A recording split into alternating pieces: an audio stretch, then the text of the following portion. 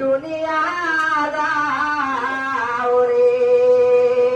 দৈন্য মায়ের দৈন্য সন্তান করি মুদ্দিনী বাই, দৈন্য মায়ের দৈন্য সন্তান করি মুদ্দিনী বাই।